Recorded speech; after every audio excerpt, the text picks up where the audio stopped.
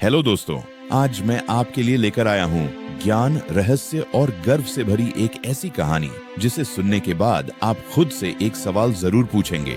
क्या सच में दुनिया का सबसे पुराना देश वही है जो हमें किताबों में पढ़ाया गया है, या फिर इतिहास से भी पहले कोई ऐसा सच छुपा है जिसे हमने नजरअंदाज कर दिया? दोस्तों, आज हम बात करेंगे दुनिया के सबसे पुराने देश की। वैज्ञानिक क्या कहते हैं, इतिहास क्या मानता है और हमारे ग्रंथ क्या बताते हैं। अगर आप अंत तक यह कहानी सुनेंगे तो शायद आपकी सोच हमेशा के लिए बदल जाएगी। जब भी दुनिया के सबसे पुराने देश की बात होती है तो स्कूल की किताबें हमें सिखाती हैं मिस्र, इजिप्ट, मेसोपोटामिया, चीन, सुमेर, और फिर कहा जाता है इतिहास यहीं से शुरू होता है। लेकिन दोस्तों, एक सवाल है, क्या इतिहास वही है जो लिखा गया हो, या फिर वह भी इतिहास है जो लिखा ही नहीं गया लेकिन जिया गया? इतिहास वही मानता है जिसके प्रमाण पत्थरों पर मिले हों, मुद्राओं पर खुदे हों या खंडहरों में दबे हों। लेकिन अगर कोई सभ्यता इतनी उन्नत थी कि उसने प्रकृति के साथ रहना सीख लिया, तो क्या उसके हर प्रमाण पत्थरों में मिलेंगे? अब चलिए बात करते हैं विज्ञान की। वैज्ञानिक कहते हैं दुनिया की सबसे पुरानी विकसित सभ्यताओं में से एक थी सिंधु घाटी सभ्यता, इंडस वैली सिविलाइजेशन, जिसके प्रमाण मिले मोहनजोदड़ो, हड़प्पा, धोलावीरा, राखी गढ़ी। इन सभ्यताओं की उम्र मानी जाती है लगभग 7000 से 8000 साल पुरानी। यहाँ मिले पक्की ईंटों के मकान, सीवेज सिस्टम नियोजित शहर, व्यापार के प्रमाण वैज्ञानिक मानते हैं इतनी उन्नत योजना उस समय दुनिया में कहीं नहीं थी, और यह सभ्यता भारत की भूमि पर ही फली फूली। यहीं से एक सवाल जन्म लेता है, अगर भारत 8000 साल पहले इतना विकसित था तो उससे पहले क्या था?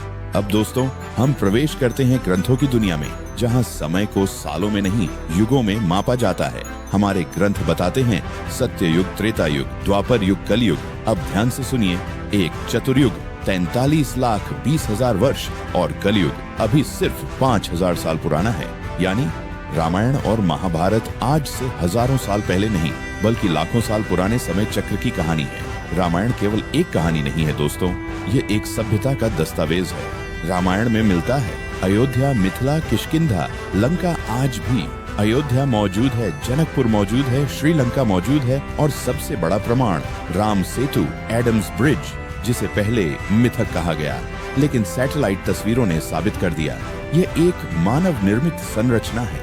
अब सोचिए, जिस काल में पुल बनाए जा रहे थे उस काल को आप मिथक कैसे कह सकते हैं?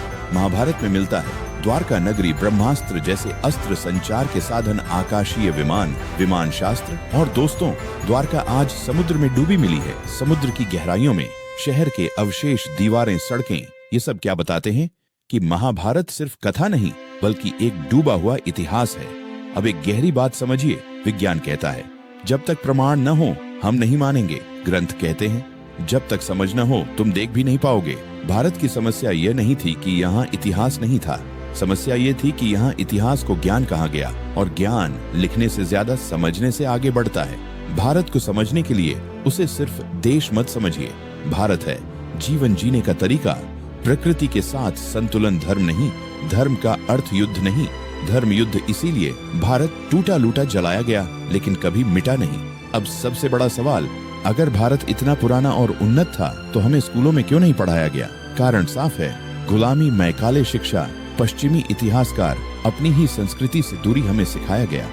तुम्हारा इतिहास 3000 साल पुराना है, जबकि सच्चाई यह है तुम्हारा इतिहास समय से भी पुराना है। आज भारत फिर खड़ा हो रहा है। राम मंदिर, द्वारका की खोज, सिंधु घाटी की नई खुदाई, वेदों पर रिसर्च, सच धीरे धीरे बाहर आ रहा है। और दोस्तों, सच को ज्यादा देर दबाया नहीं जा सकता।